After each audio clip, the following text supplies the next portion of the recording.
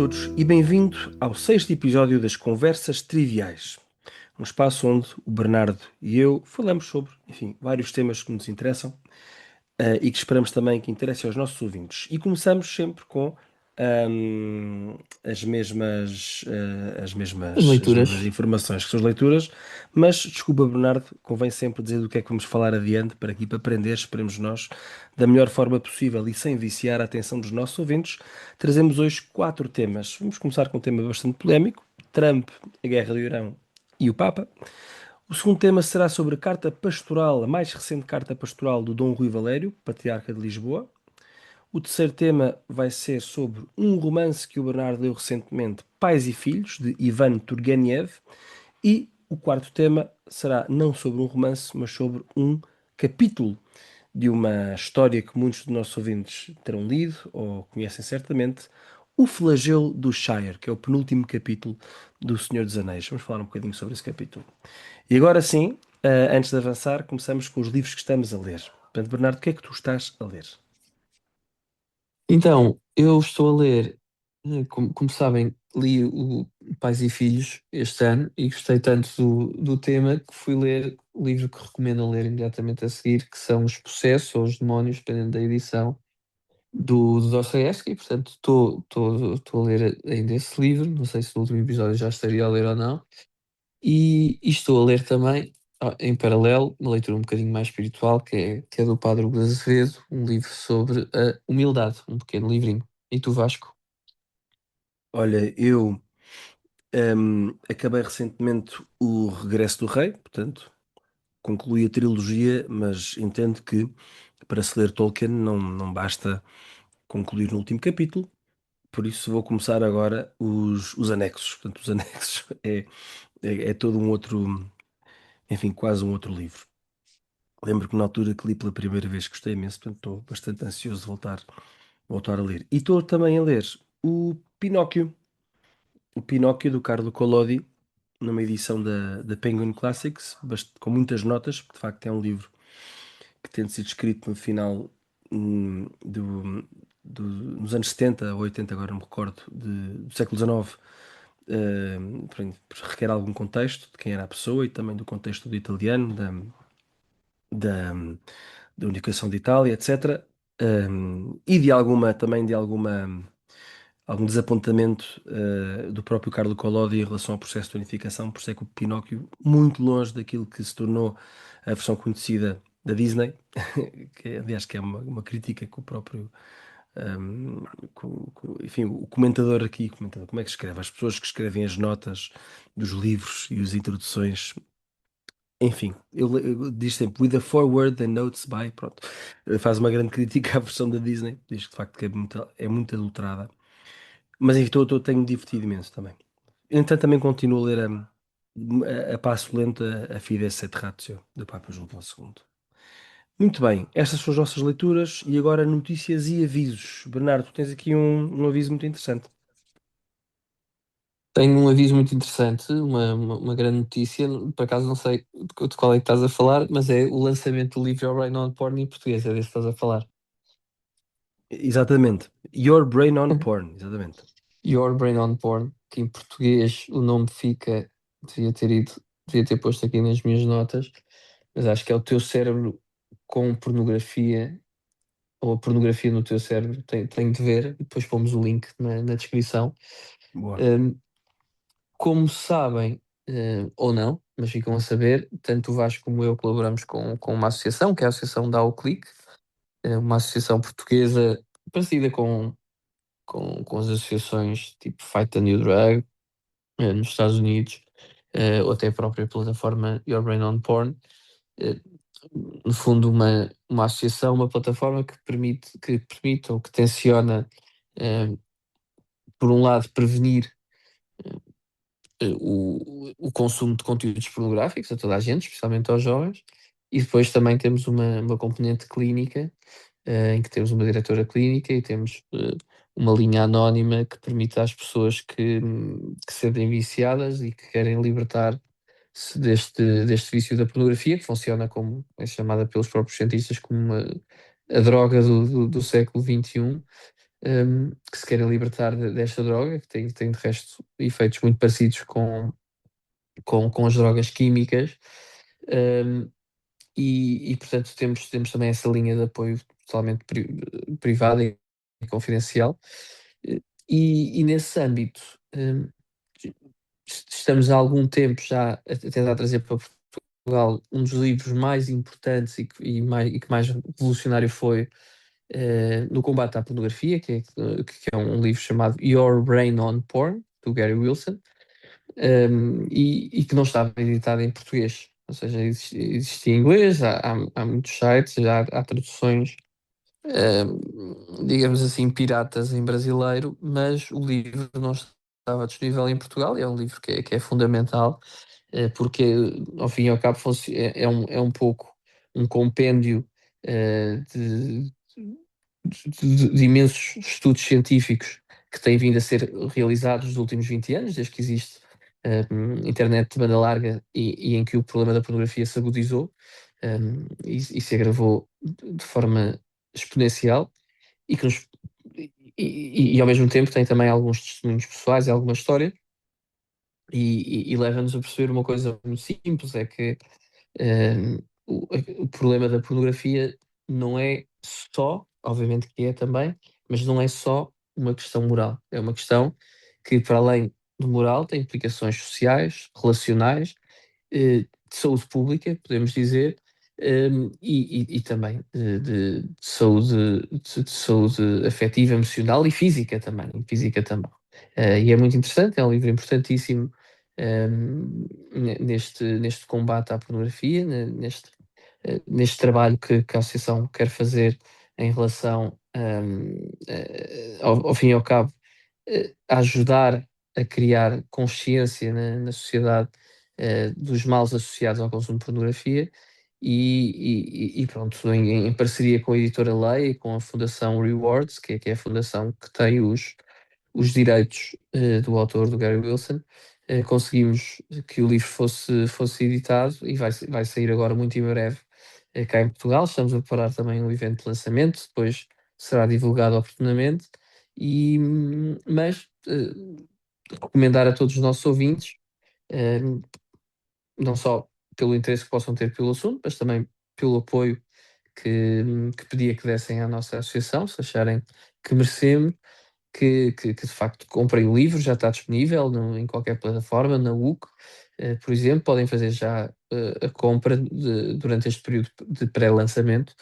E pronto, é uma grande notícia, estamos muito, muito gratos à Leia, por ser associada a nós a trazer esta obra para Portugal, e acho que é importante que a obra seja um sucesso, é importante que a Leia, e em particular a Dom Quixote, que apostou em nós, que consigamos que estas boas obras e estes livros importantes tenham bastante sucesso. Na UC e na Lei Online também, neste caso. Sim, sim, acho que vai estar, Estou a vai brincar. aparecer, vai estar na FNAC, vai estar em todo lado, Vai vai estar em estar em todo todo lado. lado, Não, exatamente. a UC Olha, é da Porta Editora, mas pode-se fazer já a compra em pré-lançamento. em pré-lançamento, Não sim. tem assim tanta piada, é um Olha, assunto sério. Bernardo, até é muito sério, peço desculpa, peço desculpa. Mas só aqui dar uma nota de que, como alguns nossos ouvintes saberão, enfim, de outros contextos, eu próprio tive um problema bastante grave com a pornografia na altura da minha adolescência e início da vida adulta. Graças a Deus já está no passado. Mas que passado, enfim, vários anos até, e quando li este livro, fez-se luz, fez-se luz. O livro vale mesmo a pena. Foi um livro também para mim bastante revolucionário a minha vida.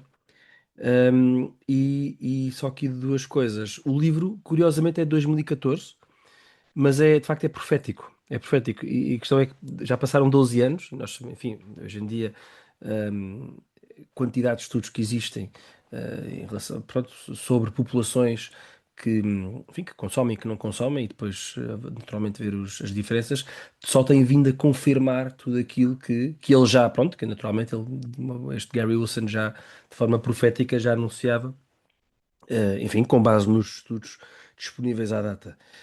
E depois também, para quem quiser, enfim, ganhar, é um tema um bocadinho duro e macabro para se falar em ganhar o apetite, mas para quem se quiser convencer a comprar o livro, Ele tem uma TED Talk muito famosa que se chama, acho que é The Great Porn Experiment, pronto, no YouTube. Portanto, também recomendo, são 14 minutos, vê-se bem. Pronto. Boa, temos aqui um segundo aviso, quer dizer, que é mais aqui para, não é para satisfazer a curiosidade de ninguém, mas temos sempre gosto também em partilhar algumas coisas da nossa vida pessoal. Só dizer-vos que nasceu o meu quinto filho, agora no início do mês de abril, logo a seguir à Páscoa. E pronto, é uma graça, uma alegria. Talvez por isso também estamos aqui a gravar estas conversas triviais com um bocadinho de espaçamento em relação à última, mas pronto, o motivo foi este, nasceu o nosso quinto filho, estamos muito felizes, a minha mulher Mafalda e eu. E pronto, sem mais demoras, E, Bernardo, e proponho nós passar. também. Obrigado, obrigado, Bernardo, obrigado. Mas sem mais demoras, proponho passarmos então aqui para os nossos temas. O primeiro, porventura, o mais polémico deles todos: Trump, a guerra do Irão e o Papa. Papa Leão XIV, neste caso. Portanto, queres dar aqui o pontapé de saída? Dou o pontapé de saída, embora não seja grande jogador de futebol. Um, o que é que eu diria? É seguramente um tema polémico, e é um tema sobre o qual, em primeiro lugar, é importante dizer que não sei nada, não é? Quer dizer, não sei absolutamente nada. Um, mas acho que é importante sugerir trazermos este assunto, porque me parece importante fazer aqui duas ou três considerações importantes um, sobre o que se está a passar. E começo precisamente por aí, pela humildade. Ou seja, eu acho que em relação a este em concreto, a guerra do Irão, mas em geral, em relação aos conflitos geopolíticos que infelizmente têm existido tanto e que com tanta frequência nos nossos tempos, a nossa primeira atitude tem de ser uma atitude de humildade. Não é? Deve ser sempre uma atitude de humildade. Precisamente porque eu seguramente menos do que a maior parte das pessoas, mas todos nós, e à exceção de uma minoria muito minoritária da população mundial, não fazemos a mais pequena ideia do que é que se está a passar. Não fazemos a mais pequena ideia do que é que se está a passar. Quer dizer, um, e acho que é importante ter esta atitude de humildade. E dou um exemplo muito concreto do que é que eu falo quando falo de humildade. Uh, Nós temos uma tendência, enfim, ao cabo um bocado uh, decorrente do pecado original, seguramente, mas todos nós temos, de uma forma ou de outra, esta tendência que é uma tendência para a soberba. E nestas matérias há uma forma de soberba que é particularmente relevante, que são as teorias da conspiração. Teorizar e alinhar em discursos de teorias de conspiração é uma forma de soberba, é uma forma de achar que se sabe mais, que se é iluminado, que sabe mais que todos os outros, que se percebe coisas que mais ninguém percebe. E na maior parte das vezes, quer dizer, é importante reduzirmos a nossa insignificância, como dizia o padre João Seabra, reduz a sua insignificância. Temos de nos reduzir à nossa insignificância e perceber que não percebemos nada do que é que está a passar, não sabemos nada do que é que está a passar, não sabemos se são os judeus que mandam nisto tudo, se não são, se é Israel que os Estados Unidos são subservientes. Não sabemos nada. E acho que esta é a primeira atitude, e até por uma questão de sanidade mental, porque a cada altura começamos a ver links links ou ligações, desculpem que isto aqui eu trabalho em inglês, é uma chatice, estou sempre a vir-me estas palavras esquecidas à cabeça, mas quer dizer, ligações em todo lado, e depois há aquela coisa do viés de confirmação. Cada vez que aparece alguma coisa fazemos sempre uma leitura de acordo com aquilo que é a nossa teoria.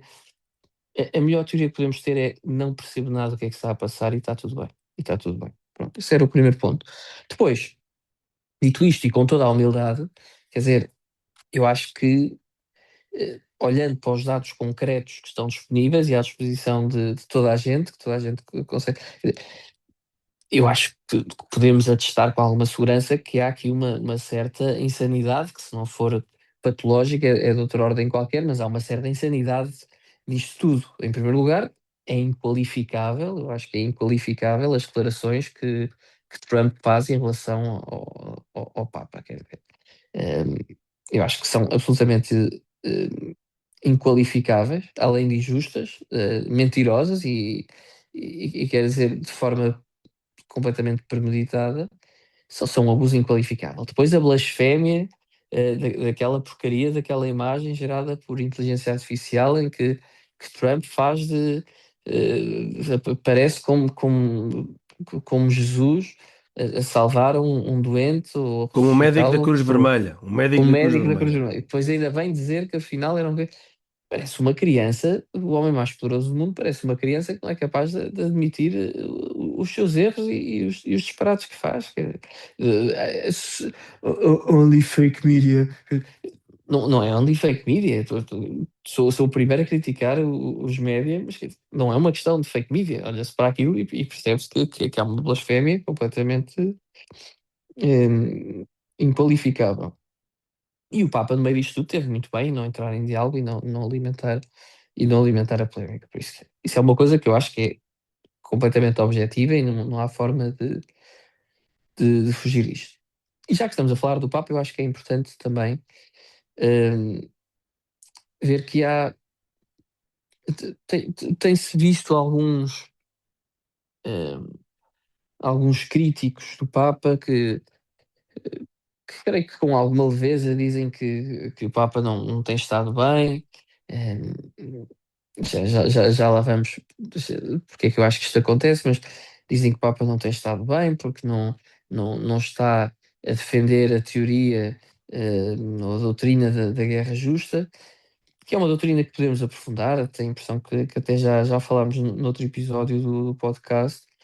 Eh, mas claramente, olhando para as declarações que o Papa tem feito, eu acho que claramente, defendendo ou não, mas eu acho que defendendo a teoria da guerra justa, pode-se ao mesmo tempo criticar, que é o que o Papa tem feito, e de resto, o que fez o Papa Francisco, ou o Papa Bento, o Papa João Paulo II, quer dizer, todos eles denunciaram a guerra como uma tragédia, sempre uma tragédia para a humanidade.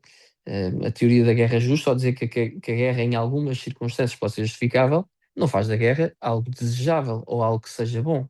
São coisas diferentes. Ser permitido moralmente não significa que seja algo desejável ou que nos deva alegrar. E, portanto, quer dizer, as declarações que o Papa tem feito, hum, eu acho que se podem perfeitamente fazer à luz da teoria da guerra justa, podemos defender esta visão, esta doutrina, e creio que o Papa, que o Papa Leão um, a defenderá, não temos nenhuma Mas razão. Bernardo, desculpa interromper-te.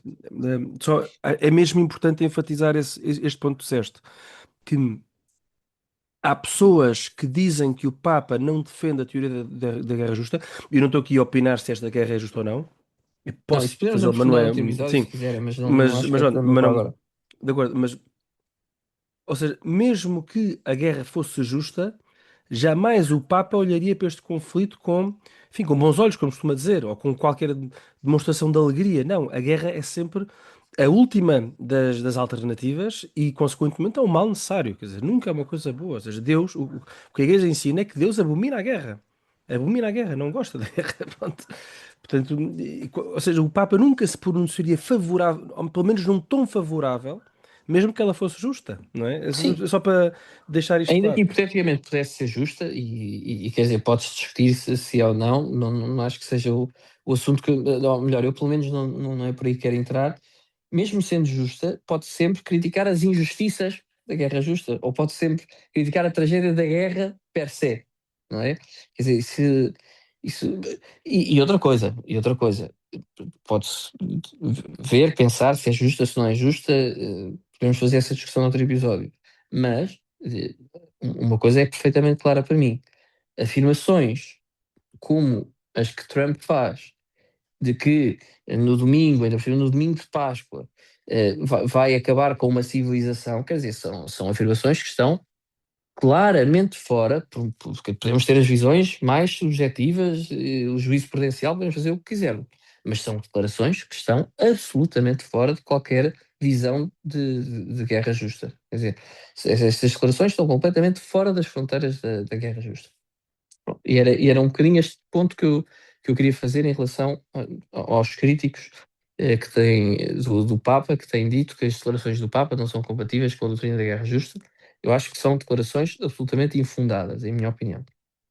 Agora, segundo lugar, eh, e aqui é o segundo apontamento que eu acho importante termos em relação a estes conflitos, que é nós, em particular nós cristãos, eu acho que temos de aprender a ser livres e a viver bem com ser livres. E explico o que é que quer dizer com isto. Muitas vezes sentimos-nos obrigados a adotar uma lógica quase binária, quase clubística nestas matérias. E, e é muito importante nós termos esta serenidade de poder achar, por exemplo, que Trump escolheu ótimos juízes para o Supremo Tribunal, ou que limitou imensas coisas de ideologia de género, que foi tudo ótimo. Quer dizer, e ser gratos por isso e dizer que Trump fez um bom trabalho nesse aspecto. Até podemos chegar ao ponto, e aqui acho que até já nem é tão consensual, mas acho que se pode considerar eh, a hipótese, e para mim acho que é mais ou menos claro, que Trump é era claramente o melhor candidato, e ainda hoje, com estes disparates todos, continuo a achar que era claramente o melhor candidato do que Biden ou Kamala Harris. Eu acho que isso hum, é uma posição perfeitamente legítima, concordo ou não se concorda, eu acho que é uma posição absolutamente legítima. Eh, Concordo. mas temos de ter, ainda bem, Vasco, mas temos de ter esta liberdade, esta capacidade de dizer, ao mesmo tempo que concordamos e que achamos que é um bom candidato e que fez coisas boas, dizer, ter a capacidade, a liberdade de dizer que ele está a agir mal nesta matéria, como tu tens estado a agir mal noutras matérias, que foi a Ma- questão da fertilização in vitro e Mas, uma Bernardo, série Bernardo, de outras. deixa-me só dizer uma coisa.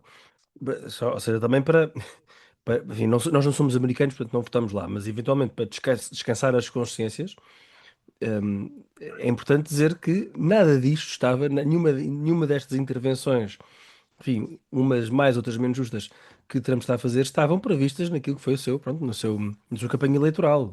É importante dizer isto. Portanto, isto Sim, também, sim, ou seja, absolutamente, foi absolutamente. uma surpresa também para os seus eleitores, só para deixar claro. E para além dos outros temas, falaste agora da fertilização in vitro, e depois há qualquer coisa lá também a ver com a pílula, que eu, que eu confesso também não estou a acompanhar muito bem. Só leio os títulos, peço desculpa aqui aos ouvintes,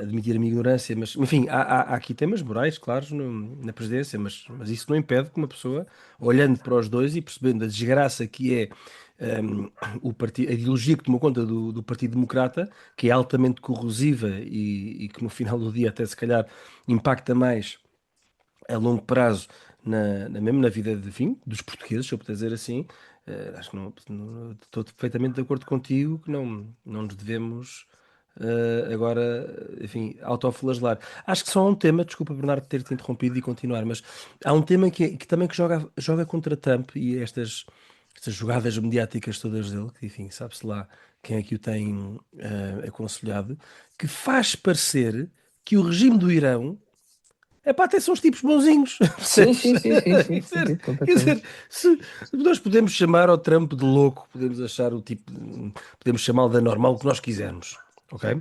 Agora, se há coisa que o Trump não é que não é um assassino, nomeadamente em relação aos seus próprios, aos habitantes dos Estados Unidos da América, não, enfim, aos americanos, não é? É coisa que no regime do Como o Irã Irão. não é bem a mesma coisa, não é? Portanto, são os assassinos do pior, não é?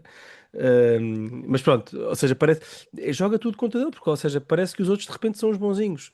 É. Enfim, é um mundo de loucos. E em relação a isto, Bernardo, muito obrigado por teres trazido o primeiro ponto que disseste, que é nós não sabemos nada. E nós, de facto, nós falamos muito nas propagandas nazis, etc. Mas quer dizer, nós continuamos a viver no meio de propaganda. Completamente. Em Portugal, no mundo inteiro, ou seja, nós sabemos aquilo que nos querem dizer. E vão ser preciso muito, mesmo para saber discutir à séria se esta guerra é uma guerra justa, vai demorar tempo, vamos ter que olhar para trás e avaliar e pesar todas as consequências da guerra, pronto. Mas desculpa, Bernardo, força. Não, terminava só a dizer que nestes tempos polarizados como os que estamos a viver, eu acho que temos de evitar esta incapacidade de diálogo e temos de ter, sobretudo, um sentido crítico muito apurado, esta liberdade de não estarmos fechados numa trincheira, seja de um lado, seja do outro, termos a capacidade de sermos verdadeiramente livres e dizer, de chamar bem ao que é bem, chamar mal ao que é mau, chamar belo ao que é belo, chamar feio ao que é feio. Quer dizer, não podemos perder isto e temos esta tendência natural. Temos de combater, temos de exercer uma violência contra nós próprios, para não irmos com estas correntes, sejam aquilo que falava ao início, das teorias da conspiração, que são explicações fáceis, mas são ao mesmo tempo um sinal de soberba, nem por outro lado, esta quase noção de nos fazermos parte de um grupo, de um partido, de um movimento, de uma ideologia. Nós não somos nada destas coisas, nós não somos de nada que é material, não somos da Terra. Nós não somos da Terra, mas somos chamados a muito mais. E, portanto, quer dizer, temos de ter esta liberdade. Temos de ter esta liberdade de ser. O Trump fez isto bem, o Trump fez aquilo mal. Um, ou, e aplicando o mesmo aos políticos portugueses, naturalmente. A capacidade não está limitada geograficamente. Vasco, era Obrigado, isto que eu Bernardo. tinha a dizer, Vasco. Não tenho. Pronto, achava que ias falar sobre, ias decretar se a guerra é justa ou não injusta, ou Não, não vou, injusta. não vou, não vou. Deixo isso para os nossos, Acho para que os nossos fazes muito ouvintes que bem. saberão muito melhor do que eu Hum, avaliar. Eu há bocado disse que seriam precisos anos, mas talvez uns meses bastem para, com calma, olharmos para trás e pensar. A única coisa que é um facto é que as intervenções dos Estados Unidos no Médio Oriente não costumam ter benefícios de longo prazo, creio eu. Sim. Mas pronto, isso é outra questão. Olha, E era o o próprio Trump segundo. que o afirmava ainda há bem pouco tempo. Pois foi, E exatamente. os seus conselheiros. Mas pronto. Ahm, Mas pronto, olha, mas pronto, concluíste olha, bem. como costumamos dizer, mas pronto, é aquela expressão escapatória. Bom, eu queria agora falar sobre a carta pastoral do Dom Rui Valério. Portanto, o Dom Rui Valério, para quem esteja distraído, é o patriarca de Lisboa desde 2024, salvo erro. Portanto, foi depois da Jornada Mundial da Juventude, ou ainda no final de 2023, confesso que já não me lembro. E escreveu a sua segunda carta pastoral, pronto. Que é uma coisa que eu também tive a ver, a estudar, salvo seja. Ahm, mas não é. Pois é, às vezes os bispos, como saberão, escrevem cartas pastorais por ocasiões, enfim, relevantes. Pronto. Mas creio que em Lisboa não é assim muito comum, pelo menos não tenho presente que o Dom Manuel Clemente tenha escrito assim tantas cartas pastorais quanto isso, salvo erro, nos 10 anos que esteve, um, foi patriarca de Lisboa. E esta é a segunda, escrita por Dom Rui Valério, sendo que elas são editadas e publicadas, portanto é simpático. Neste caso foi pela Paulinas. Esta é a segunda, ele tinha escrito uma já por ocasião do Jubileu do Ano da Esperança, portanto foi no ano passado. E esta é a segunda e chama-se Levanta-te, Igreja de Lisboa, e resplandece em Cristo. Portanto, acho que isso é interessante porque não é, não é típico vermos o nome da Diocese escrito no título de uma carta pastoral. Muito engraçado.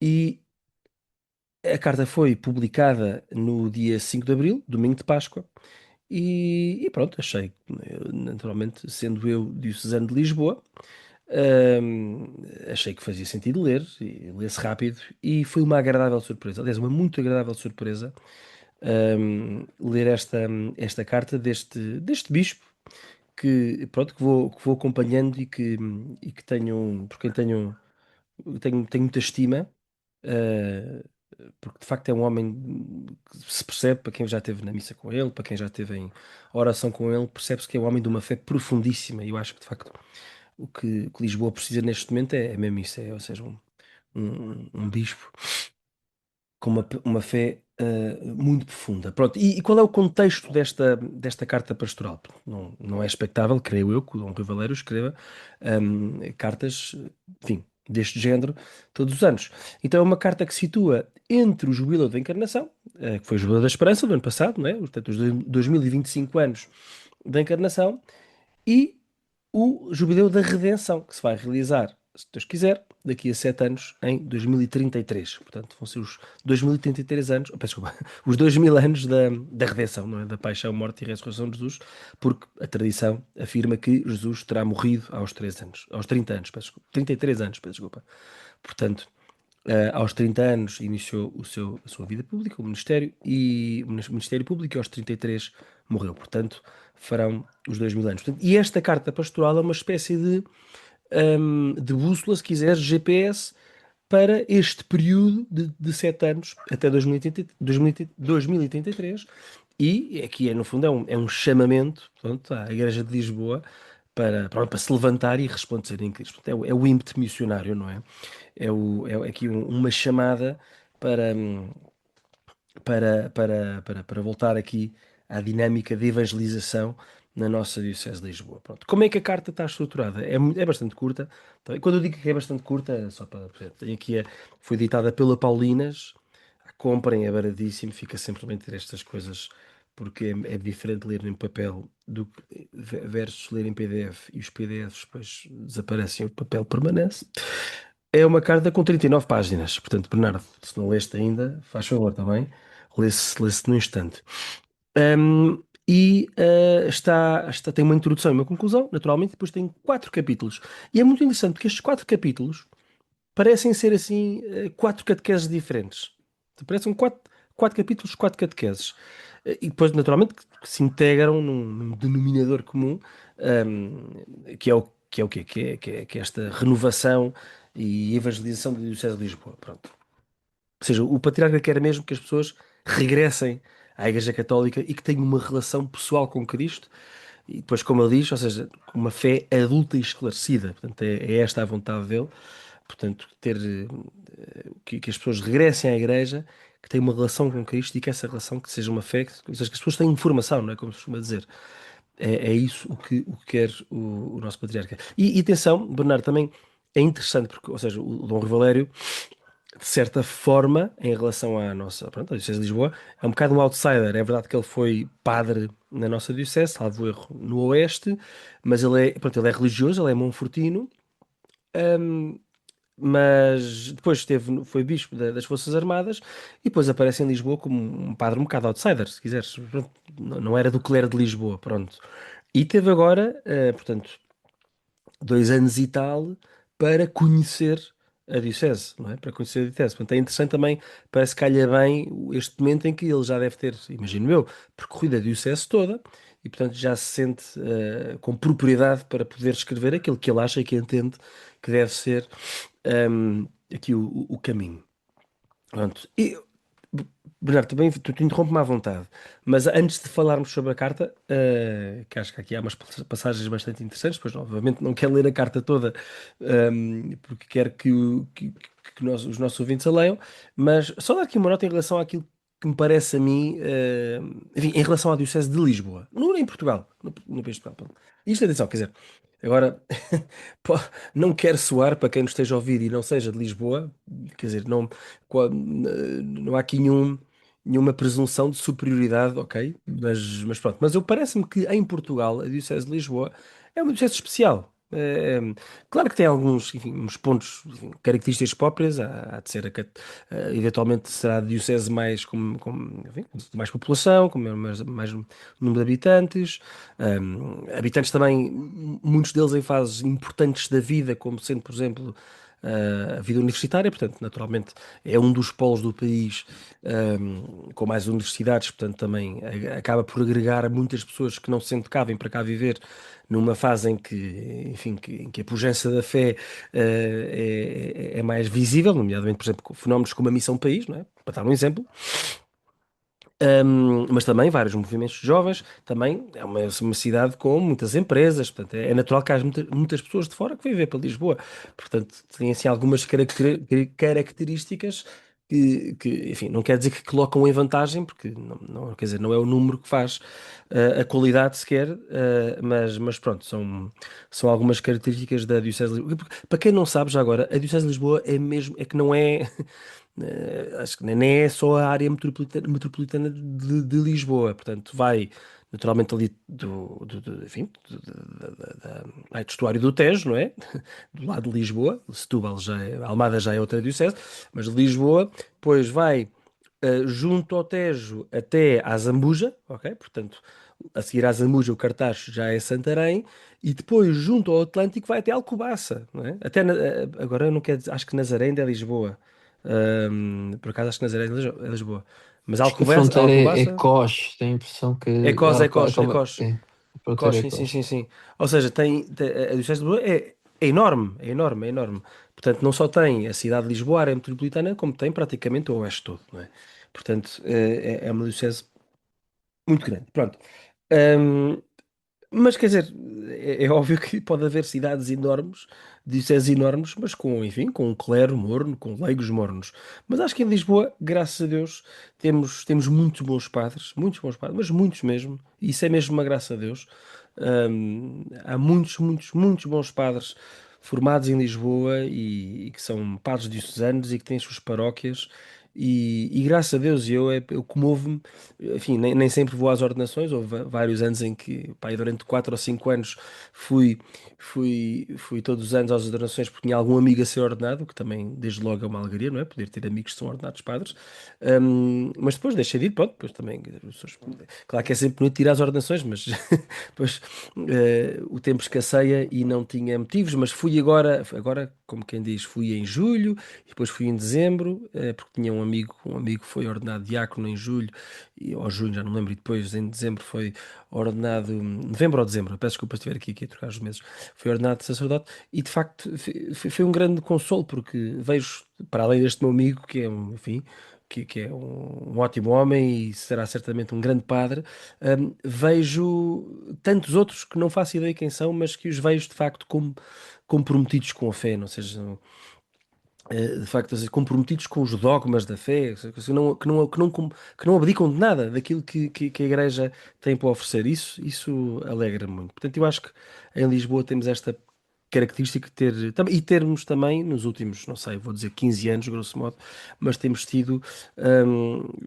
um número bastante estável de ordenações de padres. Portanto, não houve, pelo menos desde que eu sou gente, vá, desde os meus 18 anos, 2008, não houve um ano em que não houvesse uma ordenação sacerdotal.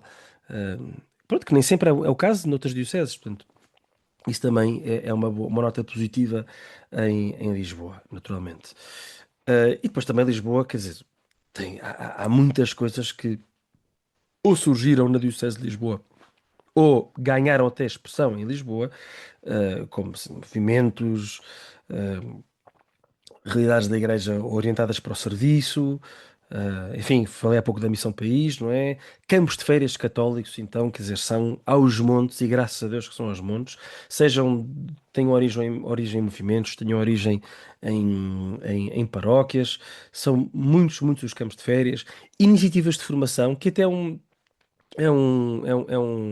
enfim, um fenómeno mais recente, por exemplo, os cursos de Thomas More, os cursos da Divina Comédia, a Academia Fundamento, que já falámos aqui no podcast, o DNA também. Portanto, há aqui coisas, iniciativas de formação a crescer, que são ótimas, não é? Movimentos de defesa da vida, enfim, e mesmo depois também algumas paróquias, não direi todas, mas algumas, que têm uma vida paroquial vibrante, não é? E graças a Deus.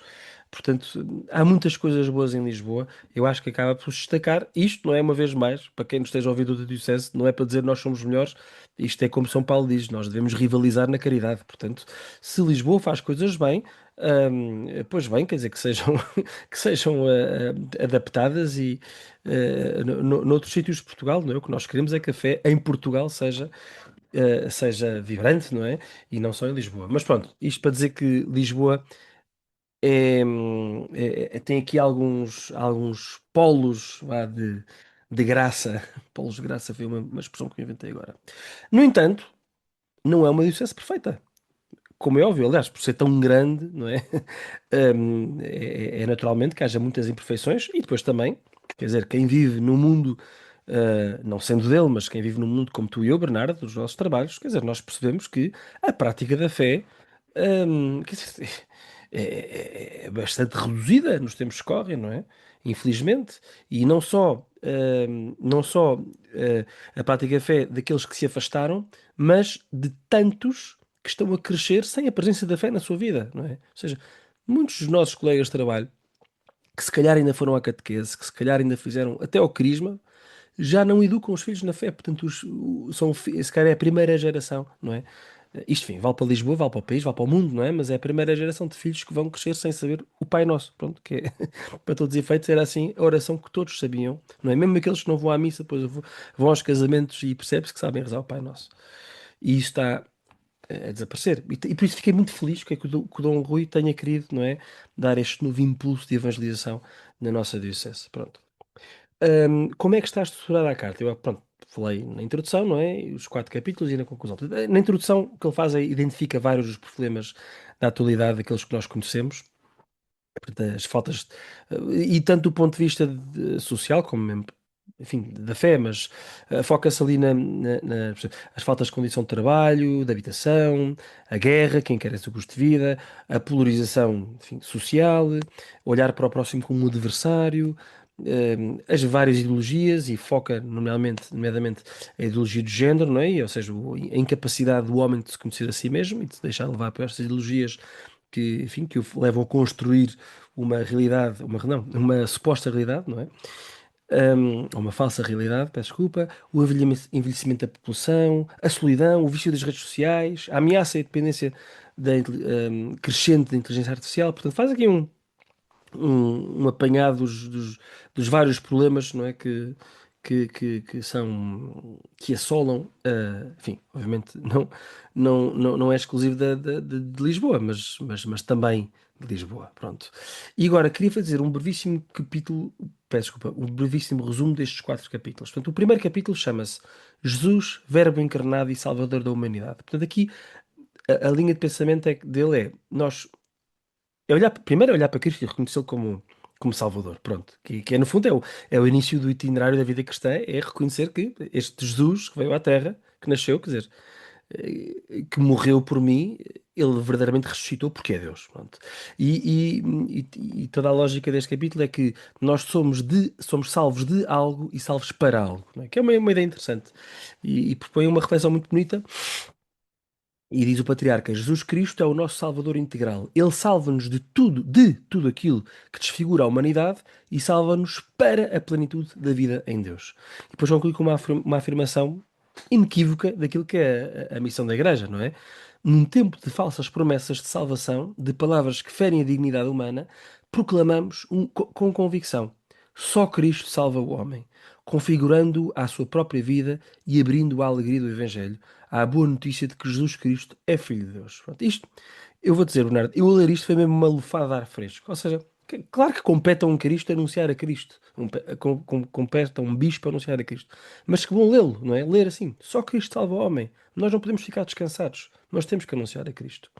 E ter noção, uma vez mais, que Cristo salva-nos não é? Salva-nos do pecado, da miséria, salva-nos para uma vida de santidade. Pronto.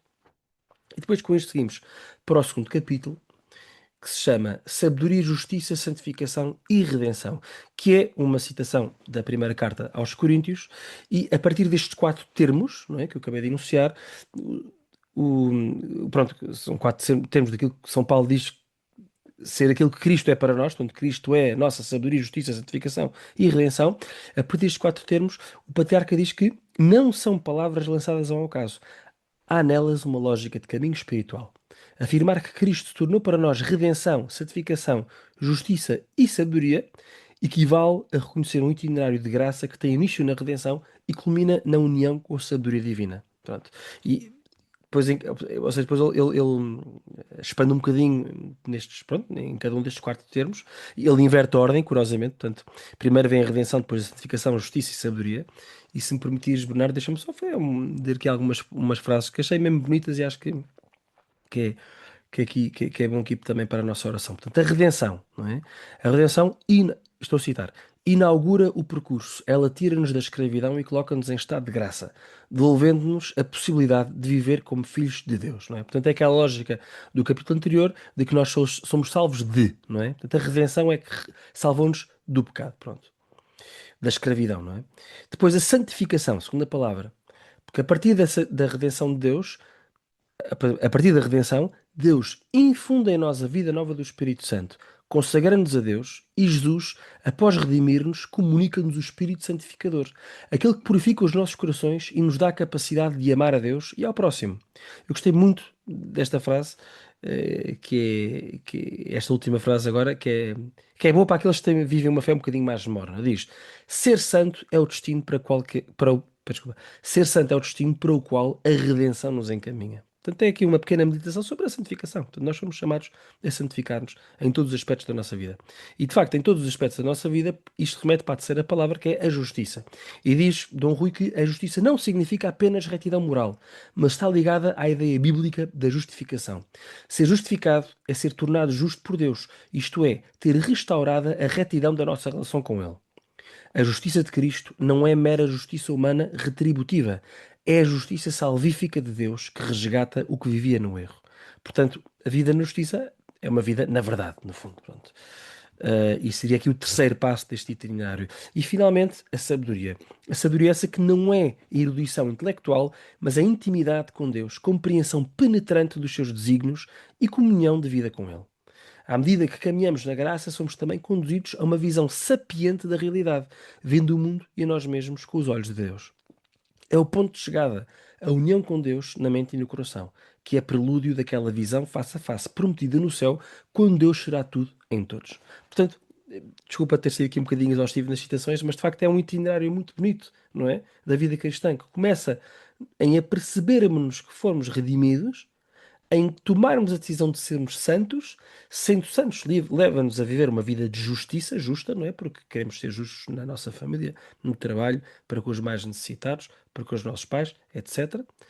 E depois isso desemboca naquilo que é a chamada sabedoria, que é esta união, ou seja, pronto, é a vida de oração, é entrar na intimidade da vida de Jesus, não é? E perceber e conhecê-lo a Deus, pronto.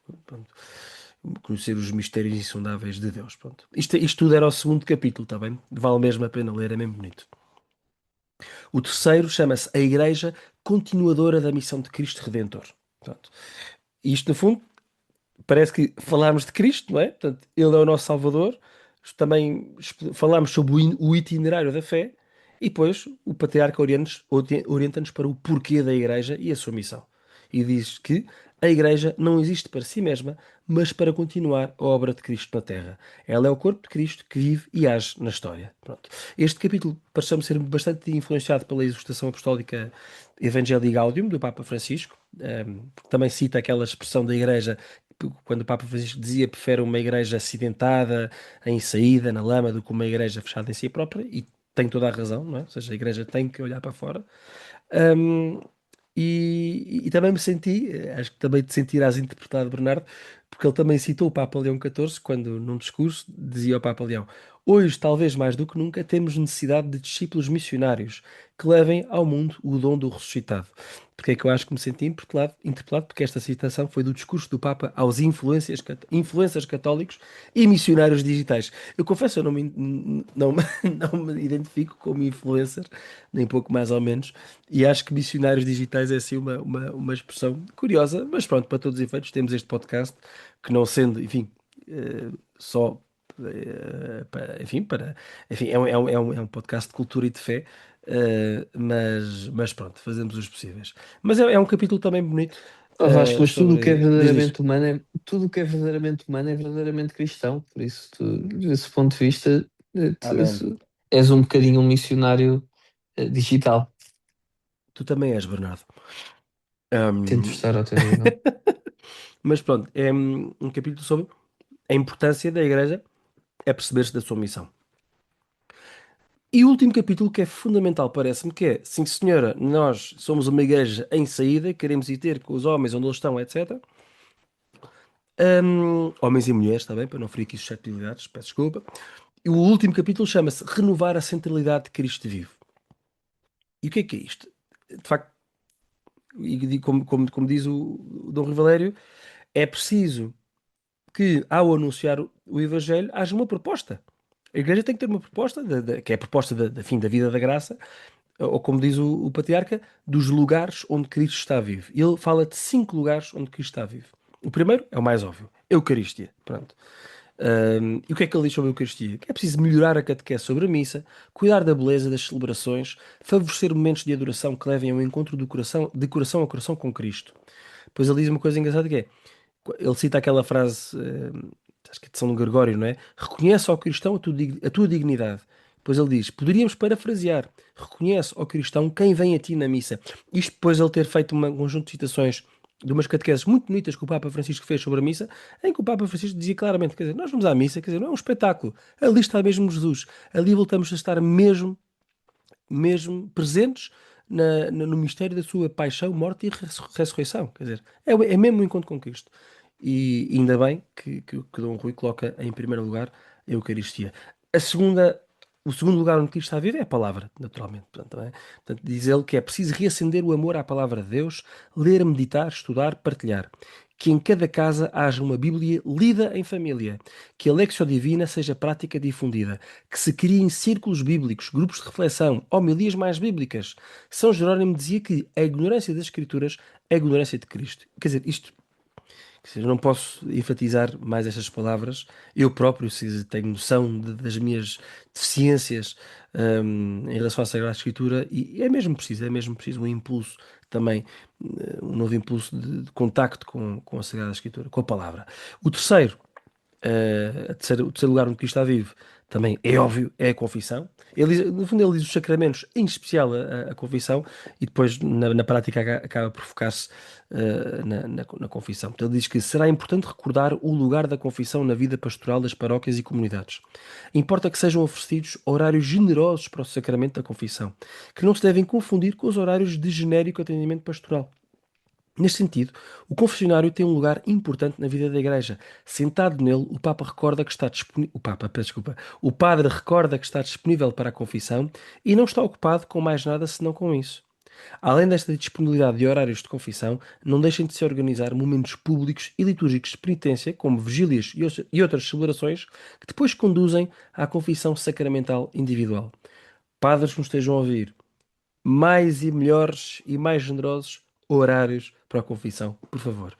Quarto lugar onde Cristo está vivo, Virgem Maria, naturalmente. E diz o Dom Rui, é Monfortino, portanto, são filhos de São Luís Guerrinhão de Montfort, portanto, um dos grandes santos que mais escreveu sobre a devoção à nossa querida mãe, Nossa Senhora, não é? E diz o Rui, em Portugal sabemos que como a mãe de Jesus ocupa um lugar importantíssimo na pastoral, quer seja pela longa tradição de espiritualidade mariana, que remonta ao início da nacionalidade, quer seja pela configuração da devoção do nosso povo. Maria cooperou de modo singular com a sua fé, esperança e ardente caridade na obra do Salvador para restaurar nas almas a vida sobrenatural. Portanto, também, enfim, é óbvio, quer dizer, não há muito mais a dizer. E o último lugar onde Cristo está vivo, que enfim, que é aquele lugar, quem leu o capítulo 25 do Evangelho de São Mateus, quer dizer, é impossível fugir, e também, e aqui sim, cita amplamente a exortação de Ilexité, que tu já leste, creio, Bernardo, do Papa Leão XIV, que são os pobres, pronto, os pobres, naturalmente. É ali que também, é neles, peço desculpa, que Cristo também está vivo. E diz o Dom Rui, ser o pobre não é, servir o pobre não é só filantropia opcional, solidariedade social, mas de parte integrante do encontro com Deus revelado em Cristo. Para este encontro com os pobres, seguindo o ensinamento do Papa Leão XIV, é necessário atender a todas as formas de pobreza sem exceção. E agora, citando o Papa, existem muitas formas de pobreza. A daqueles que não têm meios de subsistência material, a pobreza de quem é marginalizado socialmente e não possui instrumentos para dar voz à sua dignidade e capacidades, a pobreza moral e espiritual, a pobreza cultural, aquela de quem se encontra em condições de fraqueza ou fragilidade, seja pessoal, seja social, a pobreza de quem não tem direitos, nem lugar, nem liberdade. Portanto, há muitas pobrezas e urge, nós católicos, e aqui, uma vez mais, como também diz há bocado, fugindo de qualquer tentação polarizante, seja discurso de direita ou de esquerda, olhar para os pobres como eles devem ser olhados, como o próprio Cristo. Pronto, eu de facto peço desculpa, fui aqui um bocadinho extensivo, mas senti-me verdadeiramente interpelado, não é, aqui pelo meu bispo, pronto, para servir a nossa Igreja de Lisboa. E pronto, portanto, se o nosso bispo estiver a ouvir, se quiserem, se quiser alguma coisa que o Trivium possa fazer, naturalmente conte connosco. Mas Para além de antes de mais serem não. missionários digitais. Exatamente. Mas um grande bem-aja ao Senhor Dom Rui Valério, Patriarca de Lisboa, muito obrigado e aconselho muitos ouvintes, uh, os de Lisboa e não só, diga-se de passagem, a lerem esta carta pastoral, para além de ter sido editada, também está disponível no site do Patriarcado de Lisboa, que é uma leitura de facto, enfim, que nos dá aqui, que nos empolga. Ó Vasco, Muito bem. deixa-me, Diz. se me permites, deixa-me só concluir aqui. Eu ainda não li a carta toda, mas fiquei agora com o ânimo redobrado. Mas queria ler aqui uma passagem que achei muito bonita do primeiro capítulo. um, e terminávamos assim esta parte do episódio sobre a carta, que acho que de facto está extraordinária. E diz assim: Mas importa ir um pouco mais longe. De que precisa o homem de ser salvo hoje?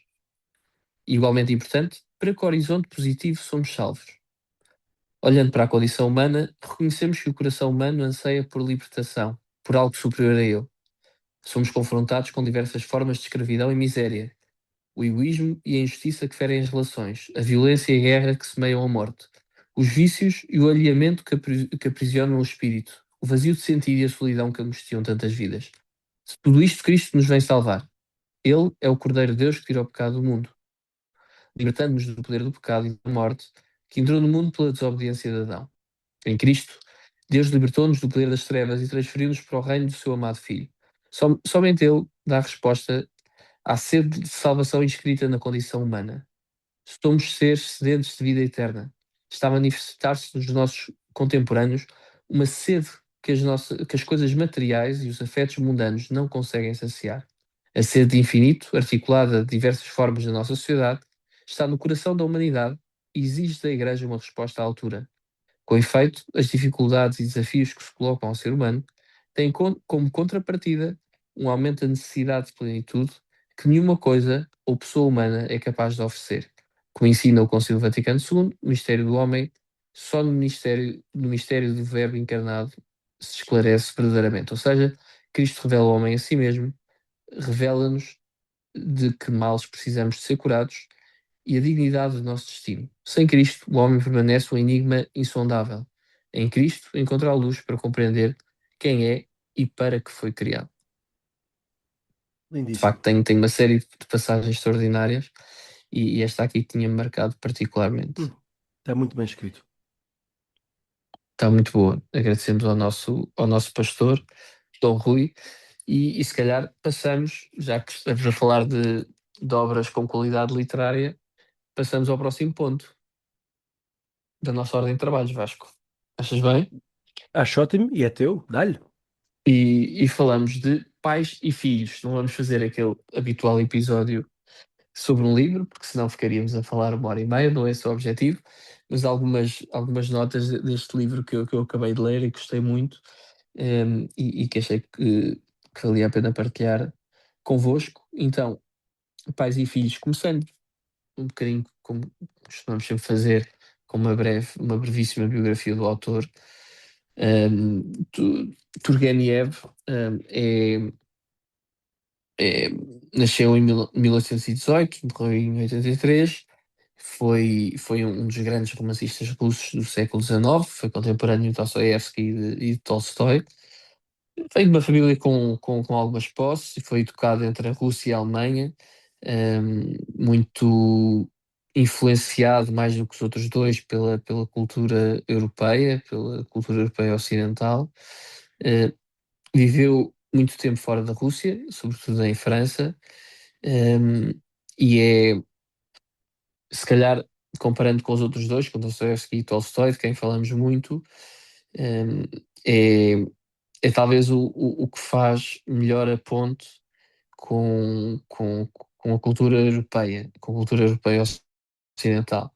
Um, Também há quem defenda, eu li só uma obra dele, que de resto é mais conhecida, a Magnum Opus. Acho que tem uma grande bibliografia, mas eh, a verdade é que a mais conhecida é Pais e Filho. Mas há quem diga, daquilo que eu fui lendo, que do ponto de vista filosófico, psicológico, é menos profundo de que Tolstói e Dostoiévski, isso é claro, mas do ponto de vista do estilo, há muita gente que defende que tem um estilo mais elegante. Estilisticamente é o mais elegante destes três, e percebo o que é que.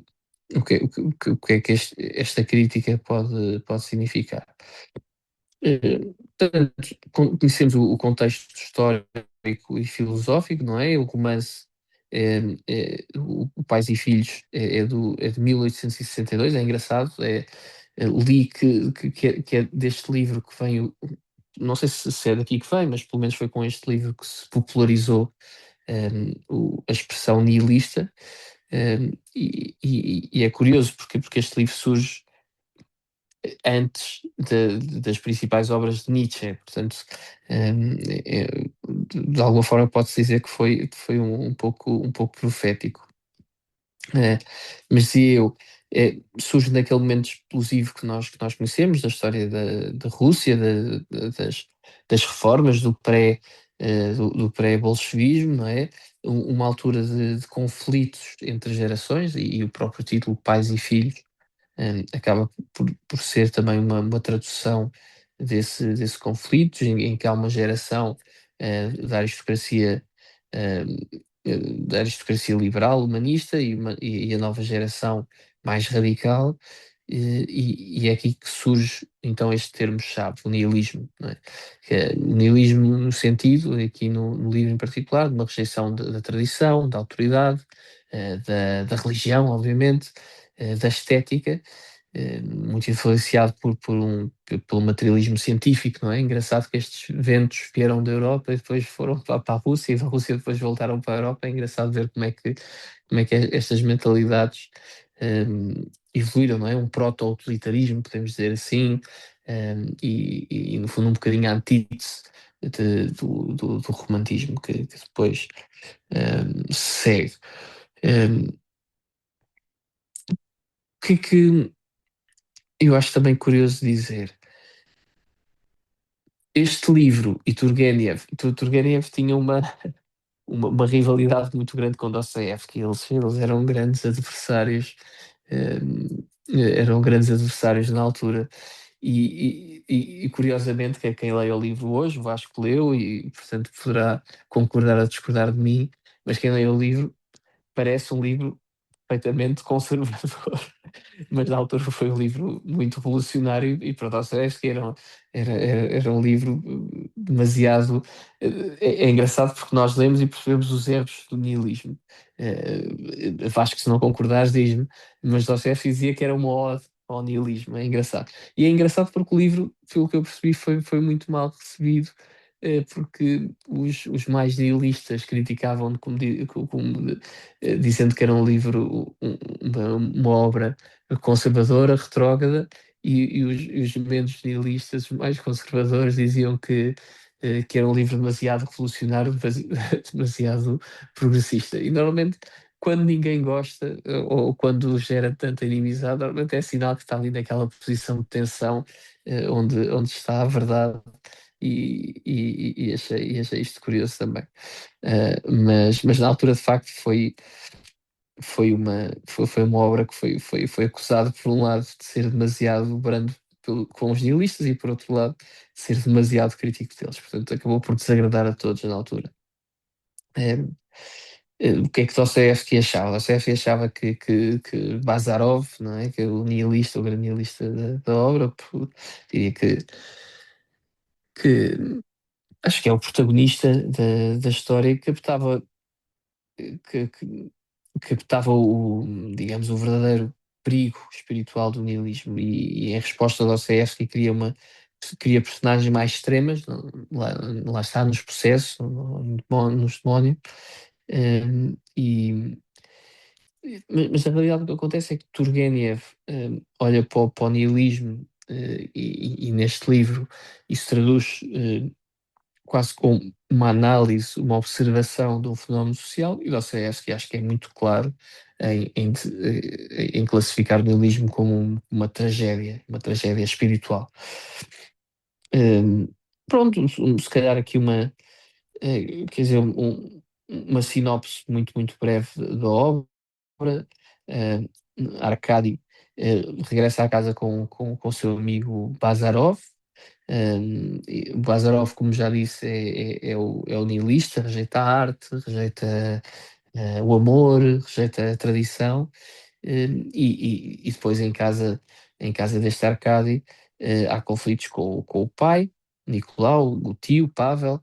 um, Bernardo, deixa-me só uma nota muito rápida, que é essa rejeição de Bazarov vem acompanhada de uma grande superioridade moral do próprio, não é? sim, sim, sim, Que é uma nota muito interessante, ou seja, não é só o rejeitar e tomo nas tintas para, não é? Rejeito e sou Não, já superior está porque rejeito, não ultrapassado. São é? coisas que já estão ultrapassadas. É, exatamente. Exatamente, exatamente. É um bom ponto. Um, mas há um ponto de viragem na história. Eu acho que é interessante no livro, não é? Quando Bazarov se apaixona por uma mulher, Ana, um, por Ana, e, e depois ele entra em conflito interno porque percebe que o amor que ele sente e que não consegue de forma nenhuma contrariar, ou a paixão, não vamos chamar amor, vamos ser mais rigorosa, a paixão que ele sente, contradiz toda a sua filosofia. Não é?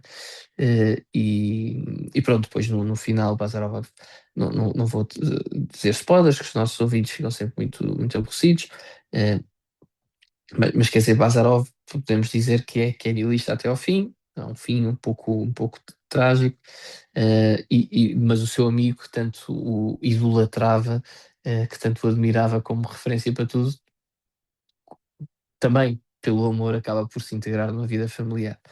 Um, e, e é isto, não é? Quer dizer, analisando aqui um bocadinho os principais temas, nihilismo, um, o Bazarov é o homem sem transcendência, que só acredita na ciência, só acredita na utilidade. Um, um, Depois, um, eu diria que há uma crítica implícita. Eu acho que mesmo sem intenção explícita, pelo que consegui perceber, eu acho que o romance mostra de forma muito clara que eh, o homem não consegue viver sem amor, não consegue viver sem sentido, não é? E que tende, de uma forma misteriosa, naturalmente, apesar das inclinações da concupiscência que nós temos, e sabemos que temos, e já falámos hoje disso, tende naturalmente ao bem, à verdade. E acho que outro assunto e que outro tema importante no livro é também a dimensão da comunidade e do individualismo, não é? Em que Bazarov está sempre em ruptura com a ideia de comunidade. A Arcádia acaba por ser um bocadinho a reconciliação, mas percebemos bem esta ideia importante de que a nossa identidade depende das relações e depende também das tradições que recebemos. E, e eu acho que, e voltando aqui um bocadinho ao momento de ruptura, ao ponto de viragem do livro, eh, o nihilista, que se calhar era mais inteligente, com mais capacidade, com mais potencial que todos os outros, não é? Eh, eh, a sua natureza humana não dá para a contrariar, não é? Portanto, há um momento em que se apaixona, em que se torna vulnerável, em que o coração, não é? O coração acaba por ser sempre o grande antídoto, digamos assim. O coração é um antídoto para a ideologia, não é? O coração acaba por destruir a ideologia, esta dimensão nossa, para além do intelecto, para além da vontade, o coração eh, é de facto a nossa dimensão mais íntima, e é aí quer dizer, todas as ideologias se destroem. Eh, Pronto, não quero dizer muito mais sobre o livro, acho que já estou a ser bastante hum, extenso face àquilo que queria dizer, mas dizer que Bazarov eh, depois, pronto, não falo do livro, mas do livro falo, não falo é do final do livro, mas quer dizer, no final há uma certa reconciliação com os pais, pode-se dizer, os pais, sendo que os pais representam se calhar aquela geração anterior de todo que são nihilistas, há uma dimensão religiosa muito, muito interessante, apesar de Turgenev não ser religioso, como era Dostoiévski e Tolstói, até tem uma vida pessoal bastante atribulada. Bom, então, acho que Dostoiévski e Tolstói também tem, mas Turgenev um bocadinho pior. Mas quer dizer, há ali no final há uma certa reconciliação com os pais. Eu acho que quem ler, e o Vasco também poderá dizer se concorda ou não, ehm, e acho que podemos ler nisto uma certa, embora seja nihilista até ao fim, como já disse, mas quer dizer, acho que podemos ler aqui eh, aquela ideia, não é? O amor, o coração sobrevive à ideologia, a família continua a ser sempre um alicerce fundamental, mesmo que nós a queiramos, ehm, como dizer, ehm, mesmo que queiramos negar de forma artificial, ehm, e que há coisas na vida humana, não é? Eventualmente as mais importantes, do que o intelecto, do que o intelecto, do que a técnica, do que a ciência, que são coisas ótimas, mas esta ideia de que a verdade não é algo que nós construímos, é algo que nós recebemos. hum, Acho que é uma ideia que fica muito, muito clara. Por isso, é, é uma.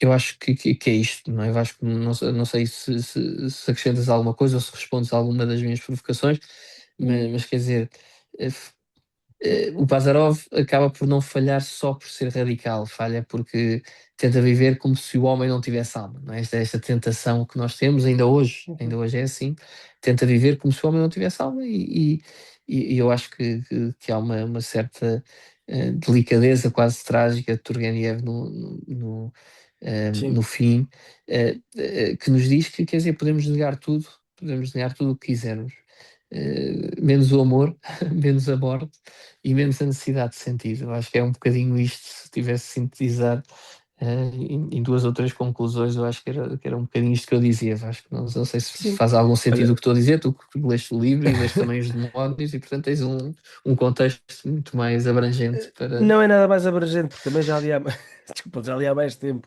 há bastantes anos, não sei, vai, há uns 6 ou 7 anos. Mas entendo perfeitamente o que tu dizes. Talvez acrescentaria só uma coisa, e uma vez, pronto, Bernardo, eu também já li há muitos anos. Eu entendo perfeitamente aquilo que disseste sobre, ou seja, o homem não consegue escapar ao amor, não é? Seja o amor porque se apaixona, seja o amor da família. Mas o homem também não consegue escapar às paixões. Uh, ou seja, no Bazarov, se bem me lembro, existe quase uma espécie de estoicismo na sua forma de ser, ou seja, um homem que repudia qualquer emoção, se quiseres, se eu puder dizer assim, ou seja, um homem que repudia a beleza, está naturalmente ali a fazer um esforço estoico, não é? No mau sentido, para repudiar aquilo que é objetivamente belo e que toca a alma, e ele está a fazer uma força, enfim, um esforço, peço desculpa, enfim, não, enfim, um esforço valente, peço desculpa, para reprimir aquilo que a beleza transmite. Pronto. Não sei se estás a perceber onde eu estou a chegar. O que eu acho que este Sim, que é livro aquela dimensão também. de disciplina, não é? Tem Sim, que ser muito... mas o que eu acho que este livro também mostra é que nós não estamos imunes às paixões, não é? Tu chamaste-lhe amor, porque ele se apaixona, é um facto, mas Não, de mas depois certa disse forma que era também. paixão. De facto, Pois, exatamente, tens razão. amor Ou é seja, um bocadinho mais do sim, que isso, é verdade. é um bocadinho a favor, mas sim, desculpa, não quero desvirtuar aquilo que disseste muito bem. Mas de facto não estamos imunes às paixões porque não estamos imunes ao pecado original, não é? E, e de facto, quer dizer, esta onda toda nihilista, não é? De, enfim, destruir a ordem, etc. é tipicamente, e, obviamente, isto não eram necessariamente as categorias na altura do Turgenev, mas hoje em dia entendemos que hum, a esquerda, ou a extrema esquerda, identifica-se mais com este nihilismo enfim, de acabar com a ordem, acabar com a família, acabar com aquilo que eles chamariam a repressão sexual, acabar com distinções de sexo, acabar com tudo, não é? Bazarov Eh, hoje seria um conservador, Vasco. exatamente, Bazarov seria um conservador, tal e Come qual. carne, fuma cigarros, Não seria militante do Bloco de Esquerda, assim, não ia comer hambúrgueres de açaí, ou aceita. seitã, ou soja. Açaí é ótimo. Olha, hambúrgueres de açaí é uma Hambúrguer novidade. de açaí está ótimo. Mas de facto não estamos imunes ao pecado original. Houve não vou estar aqui a referir nomes, mas houve um autarca recente na vida de Lisboa que militava num partido destes Certo, certo, da sim, sim. extrema-esquerda, não é? Uhum. Enfim, não é? Naturalmente contra o capitalismo e contra a especulação imobiliária, etc. E depois veio-se a verificar que ele próprio era um especulador imobiliário e naturalmente caiu em desgraça. Pronto, espero que tenha recuperado e recuperado, enfim, desvinculando-se pelo menos do Pelo menos o partido em que investimento militava. recuperou. Exatamente, isso sem dúvida. Mas, Um ou bom seja, payback acho que é period. um caso paradigmático, não é? Das vezes, pronto, as pessoas que se deixam levar por estes grandiosismos, porque o Bazarov, tal como os personagens que vais ler, não é? O Verkovensky e o Stavrogin dos processos, de certa forma são homens, não é? São pessoas que se acham melhores que o mundo, não é? Aquela expressão inglesa larger than life. E o Bazarov é um bocado isso, ou seja, tudo me é insignificante, eu sou superior a tudo, não é? E depois de repente cai em desgraça. Porquê? Porque, quer dizer, porque o pecado original é uma realidade, não é? Ninguém está imune e todos caímos, todos estamos sujeitos às nossas paixões e a forma vá, de reprimir as paixões, se quiseres, como eles o fazem, não é a forma correta de lutar contra as paixões.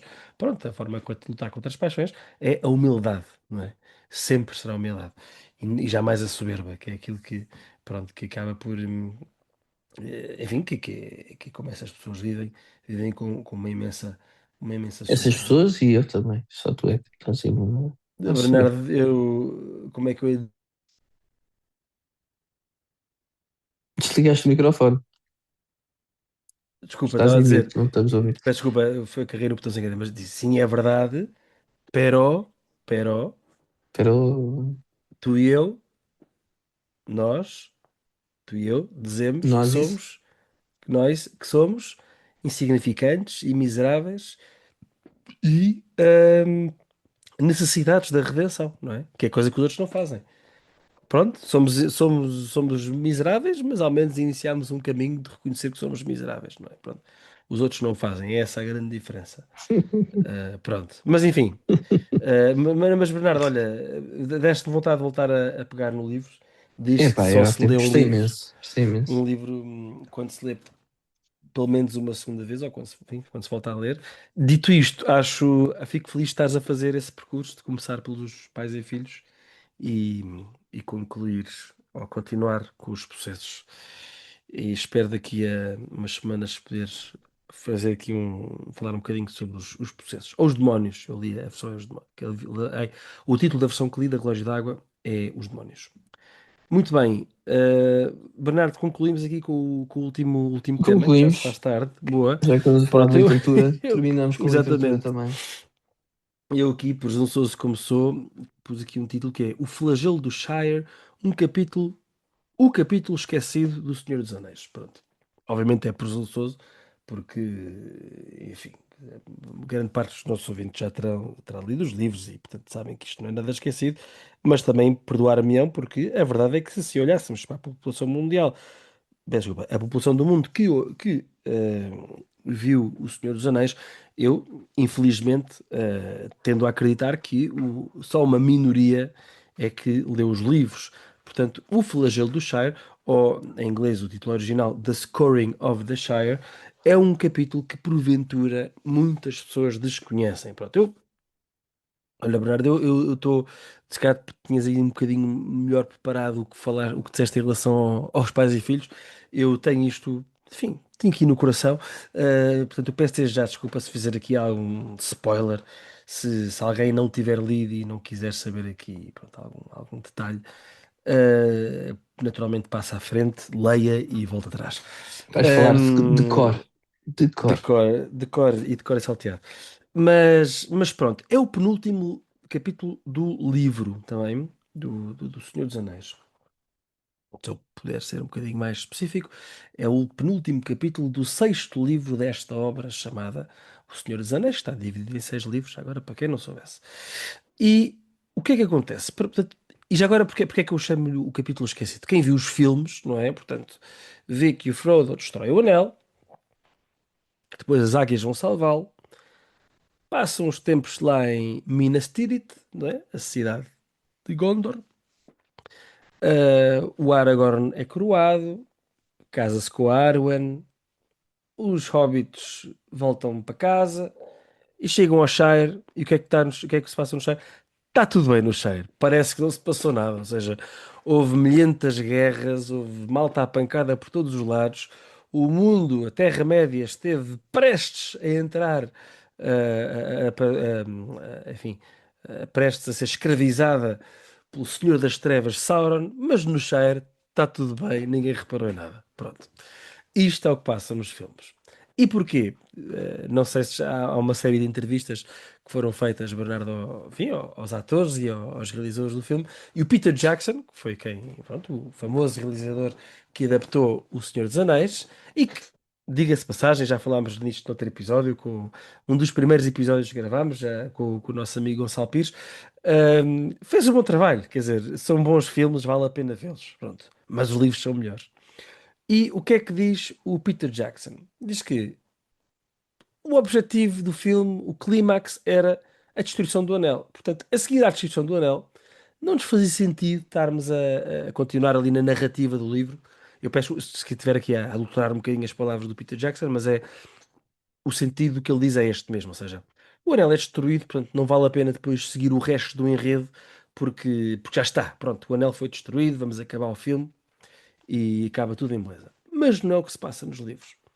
Nos livros, primeiro, acho que as pessoas não têm bem noção, mas demoram, salvo erro, 7 meses, ou seja, passam 7 meses desde a destruição do anel até ao regresso ao Shire. Portanto, portanto, a destruição do anel é no dia 25 de março e eles só regressam ao Shire no dia 1 de novembro.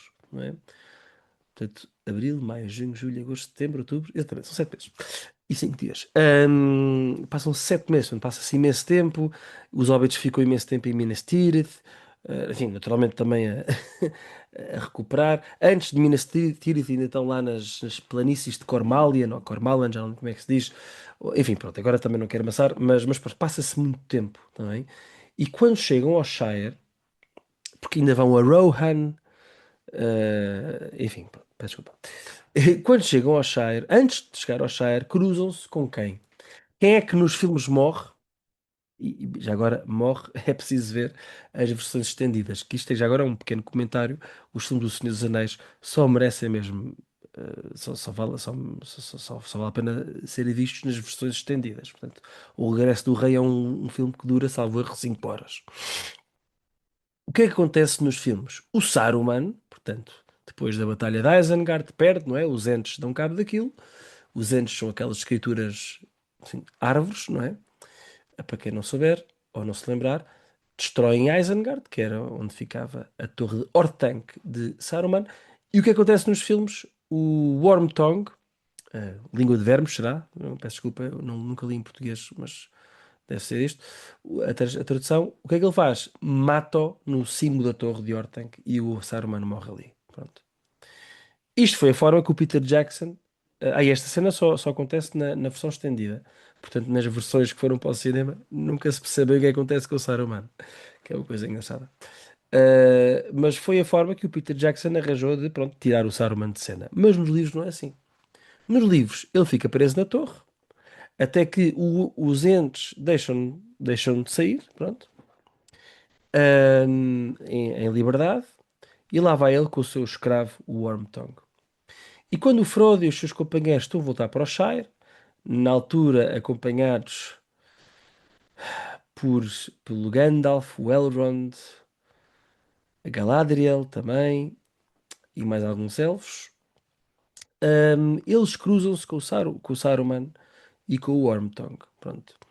E o Saruman, neste momento, como saberão, já não é o feiticeiro poderoso que era, porque enfim, como acabou por ceder à tentação de seguir o Senhor das Trevas, de certa forma, não cumpriu com aquilo que era o seu mandato. Portanto, eles são acho que é os Astari, o Gandalf, o Saruman, o Radagast, são assim uma espécie de anjos enviados à Terra com uma missão por cumprir. Como o Saruman não cumpriu a sua missão, não é? Traiu, no fundo, o propósito para o qual ele tinha sido enviado para a Terra-média, ele, de certa forma, perde os seus poderes. E o Gandalf é que assume a função de Saruman, que era o maior dos Astari.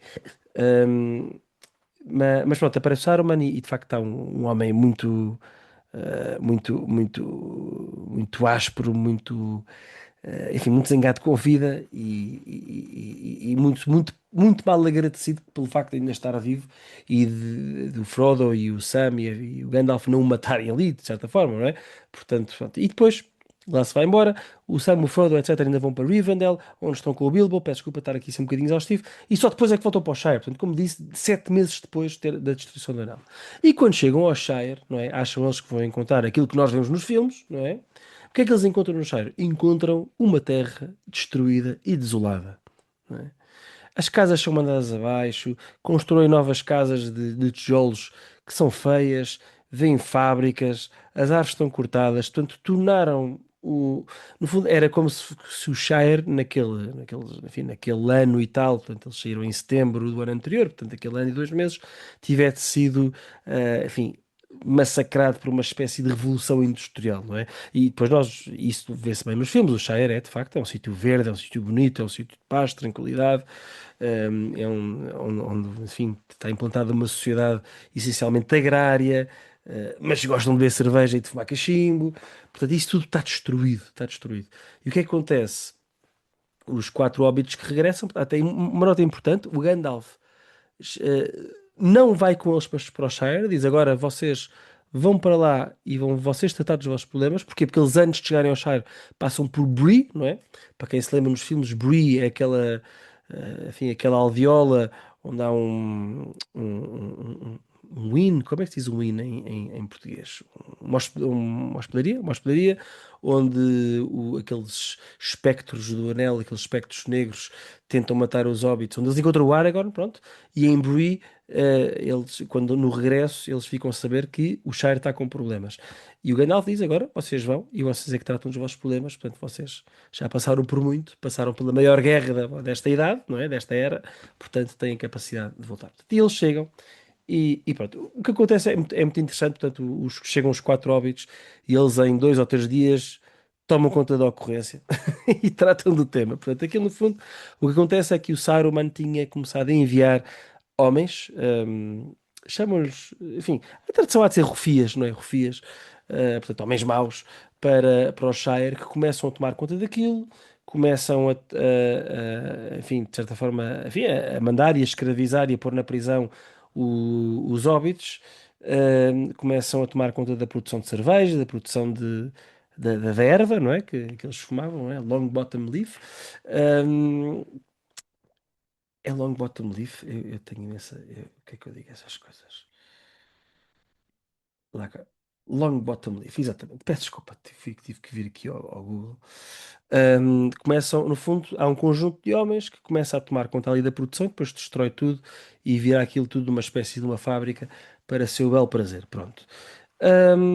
E os hobbits, que são criaturas muito pacatas, aliás, como nós vemos o Frodo, o Sam, o Merry e o Pippin no início dos livros, são criaturas muito pacatas, que acham que vão dar um passeio, não é? Até Rivendell e depois, pronto, naturalmente, uh, não só revela ser uma história totalmente diferente, como os próprios hobbits também revelam ser criaturas totalmente distintas daquilo que se pensava que eram, não é? Portanto, não são muito corajosas, muito determinadas, muito leais, fiéis. Mas aqueles que ficaram no Shire, portanto, todos os outros hobbits são assim mais mornos, se puder dizer, e aqueles que tentam fazer qualquer coisa são, pronto, lá está, são metidos na prisão. Pronto, e depois vem-se a entender, e agora é que veio o spoiler, portanto dou aqui 3 segundos para quem quiser parar de ouvir. Quem é que está por trás disto tudo? É o Saruman. Portanto, foi uma última vingança do Saruman contra estes seres que ele passou a detestar, que são os Hobbits. Pronto. Mas, como disse, em 3 dias eles dão conta daquilo, começa um processo revolucionário em curso, não, em curso não, mas um processo revolucionário aqui sim para revoltar à vida agrária do Shire e são muito bem sucedidos e pronto, e a cena final é assim uma cena assim, um bocado trágica em que o Saruman enfim, morre. Agora não vou dizer como é que ele morre, para quem não leu, poder ter algum gosto, pelo menos, nesse detalhe. Pronto. Enfim, desculpa, Bernardo, ter feito aqui este apanhado de como é que isto está na história, mas de facto, para nós que estamos um bocadinho influenciados pelos livros, não é? Pelos filmes, peço desculpa, leio isto e penso, pá, de facto, isto parece um conto, parece que caiu do nada. Será que era mesmo preciso, não é? Caio nessa tentação, não estou a dizer que penso isto, mas caio na tentação de pensar nisto. Será que eles não tiveram razão no filme de retirar isto? Porque de facto parece um conto. Isto podia ser, podíamos pegar neste capítulo e pô-lo numa coletânea de contos, dar o mínimo de contexto e funcionava bem. Mas ao mesmo tempo, peço desculpa, faz todo sentido. Faz todo sentido. E o próprio Tolkien dizia, quer dizer, que faz todo sentido, quer dizer, que faz todo sentido que ali, que acaba ali, enfim, a Guerra do Anel acaba ali, no Shire, não é? Em casa, é ali que acaba. Inclusive é dito porque havia, enfim, aquelas, não é acusações, mas aqueles críticos literários dizer que isto aqui era um reflexo, foi para fazer um reflexo da Inglaterra dos anos 40 ou 50, quando foi escrito. Ele disse, não, não é nada disso, não, isto foi pensado desde o início. Que eles voltassem e tivessem de acabar com o mal da sua própria casa foi pensado desde o início, dizia o Tolkien. E, hum, e há aqui algumas mensagens que eu acho importantes deste capítulo, ok? Que eu queria agora para terminar, não é? Porque isto, espero que tenham percebido, é um capítulo importantíssimo, fundamental na obra, e que acho que nos diz muito a nós. Pelo menos eu, quer dizer, ao ler este livro, gostamos dos elfos, gostamos do Gimli, que é anão, gostamos do Aragorn, que é um homem poderoso, gostamos dos Cavaleiros de Rohan, enfim, gostamos de todos. Mas vamos para o Hobbit e, de certa forma, pelo menos eu penso, esta é a vida que eu gostava de ter. Esta vida pacata, esta vida de tranquilidade, em que não há pressas, em que trabalhamos, mas também damos valor ao lazer. Há aqui uma identificação com esta vida hobbitiana do Shire, não é? E por isso choca quando eles regressam e está tudo destruído, não é? E tem que lutar ainda contra esse mal. E de facto fez-me lembrar uma homilia que um dia um padre disse-me não, disse sobre David e Golias, não é? Portanto, todos sabemos, David e Golias, portanto, e aplica-se bastante bem até este capítulo. Portanto, David é o jovem, o pequeno, não é? E de Golias o gigante contra quem ele tem que lutar. E quando o David mata, e nós ainda há pouco tempo falámos numa dessas conversas sobre o filme do David, que recomendo muito, que saiu há pouco tempo, do Angel Studio, um, e só vemos a primeira parte, que é o Golias mata, o David mata o Golias com, enfim, com uma padarada na testa e matou-o. Mas depois não aparece no filme. O que é que David faz? Corta a cabeça do Golias. Não é? Eu lembro perfeitamente do padre dizer ao meio, quer dizer, nós, quando conquistamos o mal, temos que ir até ao fim, não é? E por isso este David cortar a cabeça do Golias é mesmo dizer, eu vou cortar o mal pela raiz, de certa forma, não é? Pronto. E é um bocadinho aquilo que vemos neste capítulo, não é? Ou seja, o anel já foi destruído. O Sauron, que é a grande força do mal, não é? Foi destruído, já não volta, não é? No entanto, isso não significa que todo o mal tenha sido destruído, não é? E é preciso para estes personagens, portanto, repito, Frodo, Sam, Merry e Pippin, que, quer dizer, viveram uma viagem totalmente transformadora, quer dizer, eram os tipos que viviam uma vida pacata, que queriam passear e beber cerveja e escrever livros e fumar cachimbo, quer dizer, de repente, quer dizer, foram peças fundamentais, não é? Fundamentais, cada um, naquilo que foi a guerra da era, não é? Portanto, ou seja, sem eles teria sido tudo diferente, não é? Portanto, passaram por um processo altamente transformacional, não é? Uma conversão, podemos dizer, de certa forma, e voltam a casa, e apesar de já terem concluído ou terminado o primeiro mal, voltam a casa e de facto ainda há um mal para acabar, para destruir, não é? E muitas vezes é o mal que afeta a nossa própria casa. E de sentido figurativo, não estou a dizer que enfim, o Tolkien já se sabe, era muito contra a alegoria, mas de facto, mesmo na nossa vida, nós conquistamos o mal. Ainda há bocadinho que falávamos da pornografia, Bernardo, não é? Que eu também disse que foi um problema grave, um problema sério na minha vida, e de facto foi um problema que de certa forma matei, não é? Destruí esse anel, esse anel do poder, não é? Mas quer dizer, não me posso dar a guerra por vencida, ainda tenho que lutar dentro de casa, não é? Na minha alma, nas tentações, na- nas memórias, tudo isto ainda implica, não é, cortar a cabeça, não é? Portanto, a luta continua.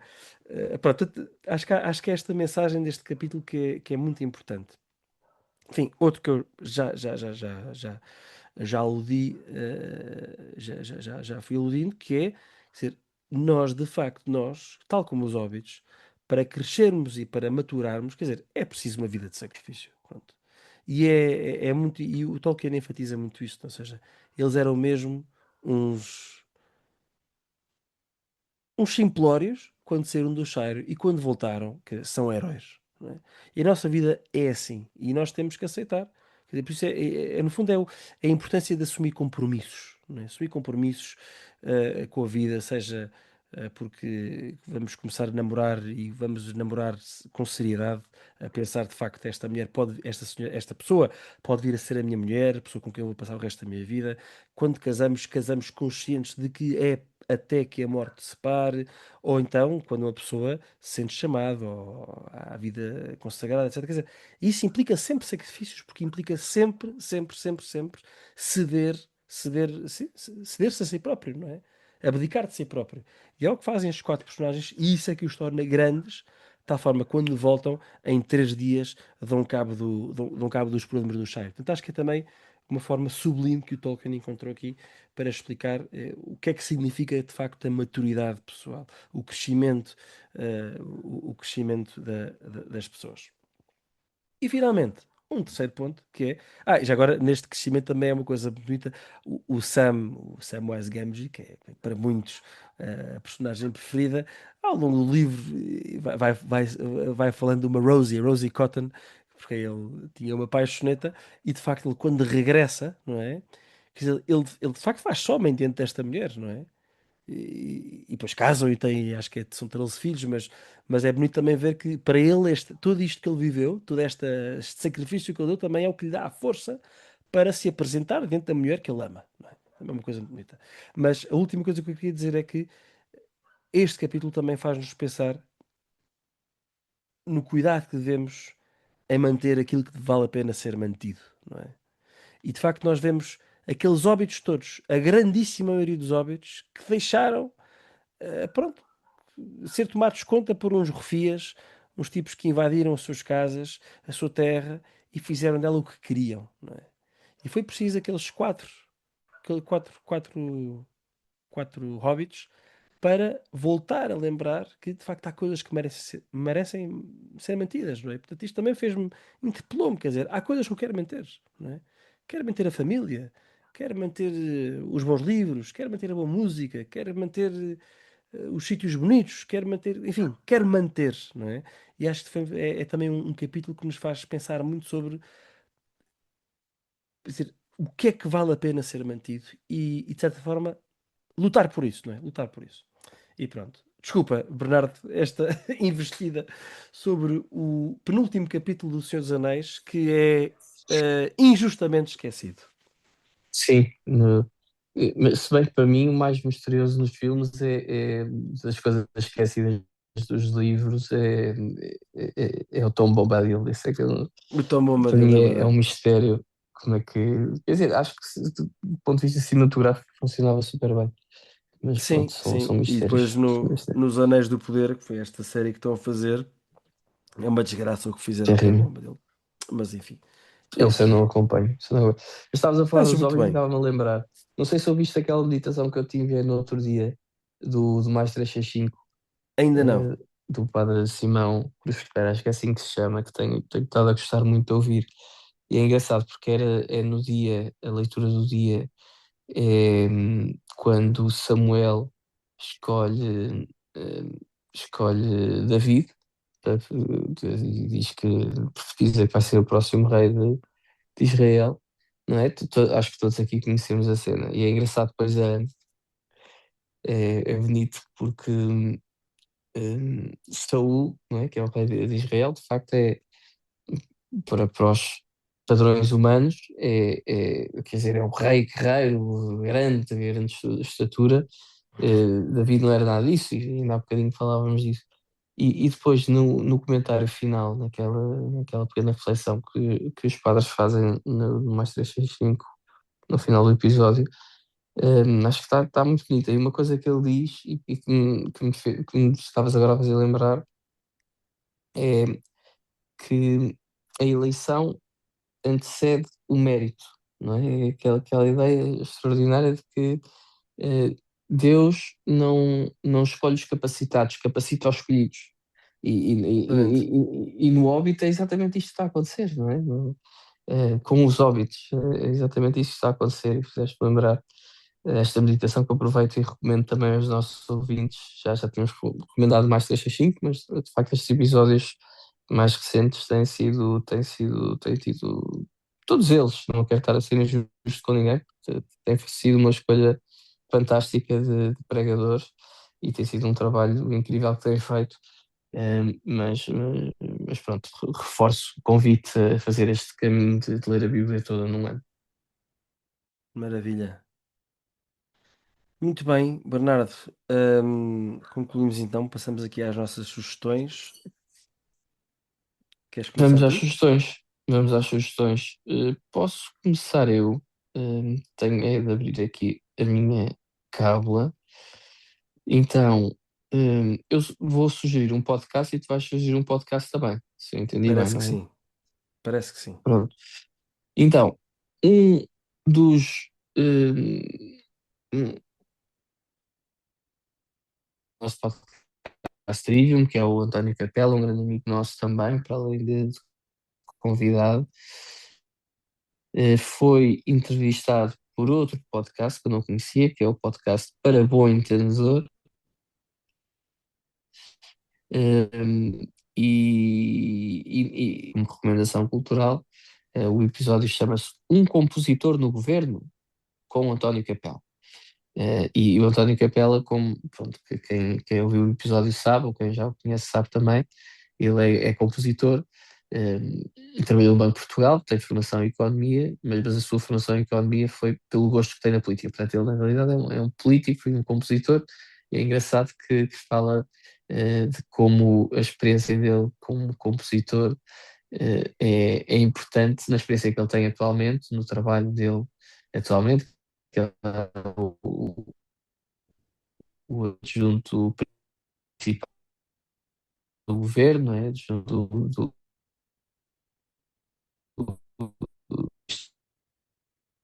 Leitão Amar, ministro da presidência, compor uma música. E pronto, e fala de uma série de outras coisas, daquilo que tem sido a experiência dele no governo de Portugal. Também faz uma análise interessante da atualidade política partidária. Nós aqui no nosso podcast falámos mais de música, de Beethoven, vamos tê-lo em breve. Se Deus quiser, a falar também de Mozart, que é um episódio que está prometido já há algum tempo, mas que ainda recentemente eh, tive a oportunidade de falar com o António e ele continua nessa disponibilidade, Vasco, portanto acho que é uma questão de combinarmos. E se quiserem ouvir também a versão mais política do António, acho que neste episódio deste podcast, para bom entendedor, o episódio é um compositor no governo, acho que está bastante interessante e recomendo a toda a gente. Boa. Obrigado. Eu também tenho um podcast, não é? Como referiste. Portanto, há um podcast do Expresso que se chama A História Repete-se. e um episódio recente tem como título Novidade e Tradição no Sistema de Ensino Jesuíta em Portugal, 1540 a 1759. E o convidado desse podcast é nada mais, nada menos do que Henrique Leitão. Pronto, eu estou quase a acabar, confesso que ainda não ouvi tudo, mas quer dizer, é sempre um gosto ouvir o Henrique Leitão e pronto, não só pela forma, naturalmente, como fala e a clareza com que expõe os temas enfim, e a sua erudição, o conhecimento todo que tem, mas também em relação ao conteúdo em si. De facto, é impressionante o que os jesuítas fizeram pela educação em Portugal, desde que foram chamados por, enfim, Dom João III, espero não estar a dizer uma asneira, até, neste caso, até à primeira expulsão em 1759 por Marquês de Pombal. E a tragédia que isso foi para o ensino em Portugal. Pronto. E o Ricardo Leitão é uma pessoa muito franca, não é? Muito franca, ou seja, ele diz claramente, quer dizer, Portugal nunca teve assim uma tradição muito grande do ponto de vista do ensino, mas que se deu um fenómeno muito importante por causa das missões, não é? Por causa das missões católicas, não é? No Além-Mar, hum, que trouxe muitos jesuítas, enfim, os jesuítas, obviamente, para além de abrirem escolas em Portugal, o facto de haver muitos jesuítas aí para fora a partir de Portugal, não é? Para as Índias e afins, para o Extremo Oriente, houve muitos jesuítas que passaram, estrangeiros, não é? Que passaram por Portugal. O que não era algo comum. Tipicamente, os jesuítas, os dos espanhóis estavam em Espanha, os dos franceses estavam em França, os dos italianos estavam em Itália. Em Portugal, havia jesuítas portugueses e vários jesuítas de outras nacionalidades que também passaram e que também contribuiu para enfim, naturalmente os jesuítas estiveram muito associados também a desenvolvimentos científicos e, portanto, houve jesuítas ligados à ciência que passaram e que ensinaram em Portugal. Portanto, é muito interessante, vale mesmo a pena ouvir. Portanto, a história repete-se, é o nome do podcast e, enfim, procurem por Henrique Leitão, certamente chegarão lá. E pronto, Bernardo, acho que é isto para esta conversa trivial. Mais alguma É coisa queres isto? dizer? É isto. Muito Nada. bem, então reencontrarmos no próximo episódio e até lá que as vossas vidas sejam uma procura por aquilo que é bom, belo e verdadeiro. Até à próxima.